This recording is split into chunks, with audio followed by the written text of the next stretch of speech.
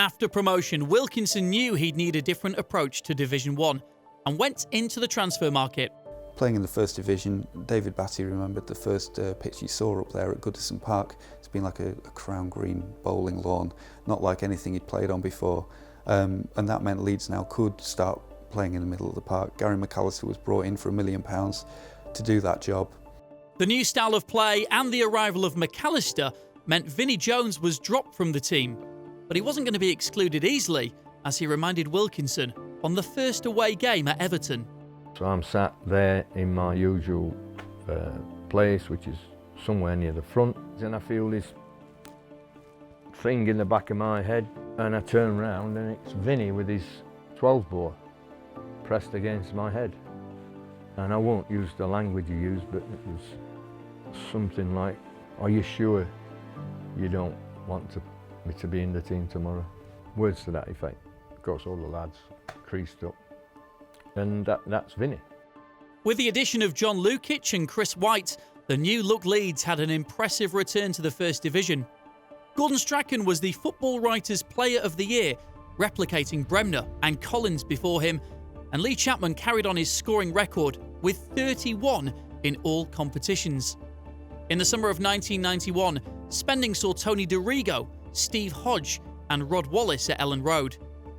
After 10 games, Leeds and Man United were unbeaten at the top of the league.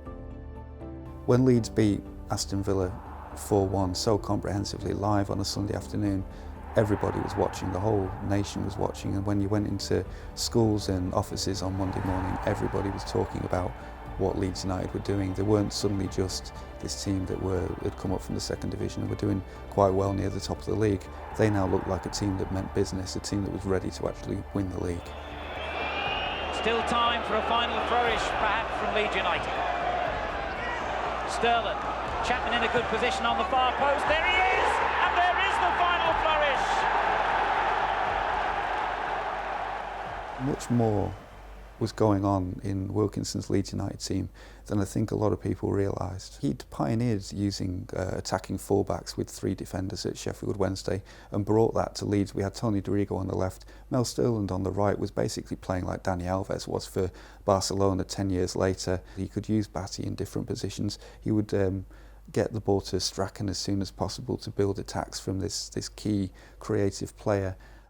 Wilkinson blended the youth of Speed and Batty brilliantly with the creativity of Strachan and McAllister. As the season progressed, it looked like a 2-horse race between Leeds and Manchester United. The teams bizarrely met 3 times at Christmas. Leeds also faced Sheffield Wednesday, again live on TV. Fairclough getting up well and turned in by Chapman. Hodge in the wall, it's DeRigo, hammers it! Oh my word, what a goal that was! DeRigo, that's good running and a fine ball, speed. First time towards Chapman. Oh, a magnificent goal by Lee Chapman. And flicked dangerously on, and it was Speed who headed against the crossbar. Wallace gets it back in, and Chapman was on the line to make absolutely sure. And since that's all about a hat-trick, I'm sure he'll claim it. Still looking for goals here, and they've got another. A splendid header. DeRigo again. This is Chapman, scorer of a hat-trick, onto McAllister, on again to Whitlow, who's got another goal and finds Wallace with that lovely ball, and it's 6 for Leeds United.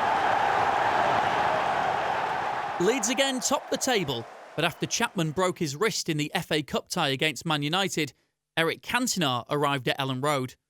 Although it was a gamble, cover was needed after a bad defeat at Manchester City. The media, that was us, finished. I remember driving through the city centre of Leeds one night and Man United were playing at West Ham, and West Ham scored late. I was on the radio and I nearly crashed the car. I thought, game on. And that's when the pressure comes right back on you again. With 5 games to focus on, Leeds easily beat Chelsea and went back to the top of the table, with Cantona scoring one of the goals of the season. But the crucial match was the following weekend.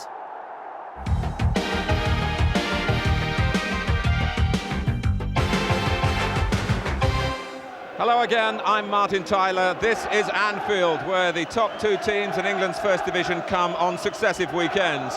Leeds United here today, Manchester United in 8 days' time. Liverpool can't win the title, but they can influence who does. An inspired John Lukic kept out the Liverpool attack. His performance saw Leeds take a valuable point and put the pressure back on Man United. Both title contenders had 2 games to play. Leeds travel to Bramall Lane to face Sheffield United. The ball just touched away, a real scrambling there with Strachan, and finally caught! Alan Corn has given Sheffield United the lead. This could be Leeds' last opportunity to get an equaliser before the second half. They've got a free kick, foul by Beasley on Chapman. Strachan takes it quickly towards Wallace. Was he brought down by the goalkeeper? It might not matter anyway. Speed, Wallace! It could be the most unusual goal of the season.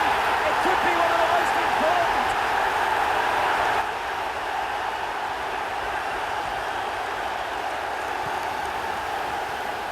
And the keeper's missed it, and they're in front. And it's John Newsom who arrived on the far post to score the most important goal of the season so far for Leeds United.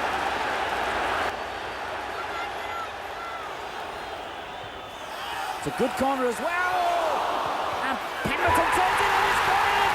It's an equalising goal.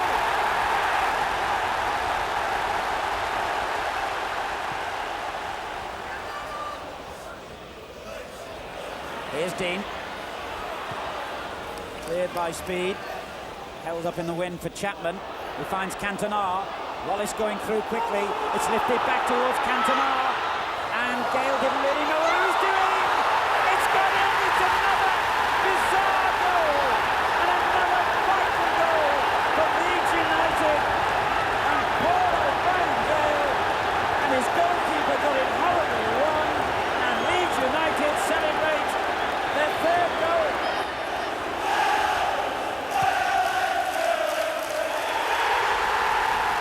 Leeds United have won by 3 goals to 2.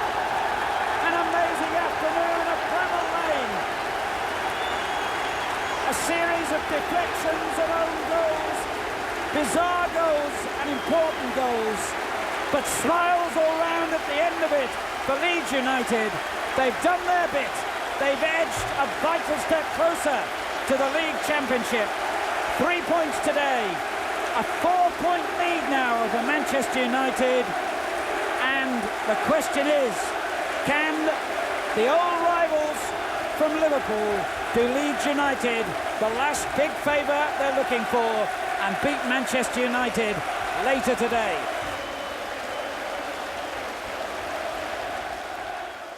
One of the scrappiest games you'll ever see, but who cares? Later that afternoon, Liverpool beat Manchester United 2-0. And for the 3rd time in their history, Leeds United were the first division champions.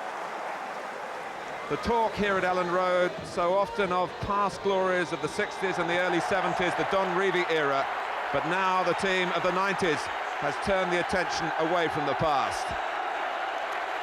Howard Wilkinson will surely never feel a prouder man.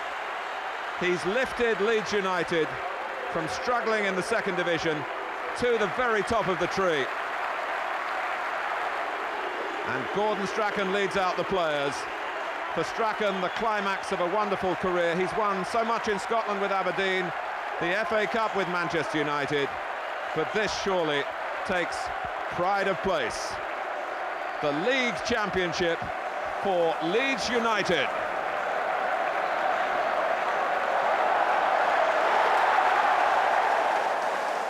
Leeds was getting mentioned everywhere, so everybody's taking a pride in Leeds again. So not only did it change the football at Leeds, I think it changed the community.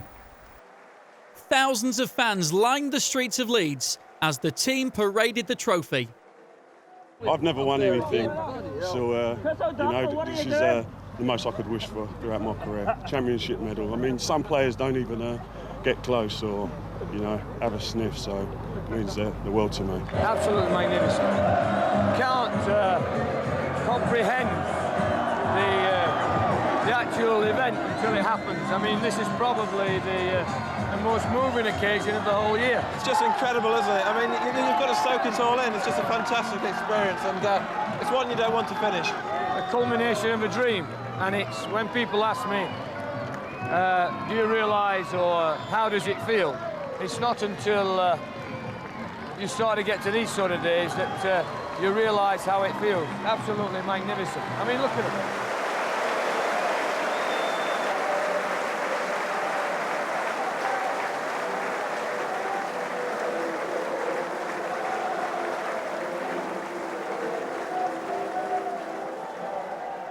I still can't get out of my head how many people there were in that square. Leeds returned to European football after 17 years away with mixed success. The youth system Wilkinson had pioneered at Leeds won the FA Youth Cup for the first time, beating a Man United team including names like Beckham, Neville and Scholes. Eric Cantona was surprisingly sold to Man United, and Ellen Road underwent some significant changes due to it being named a venue for Euro 96. The squad changed as well. Brian Deane, David Rocastle, Phil Masinga and Lucas Radebe arrived.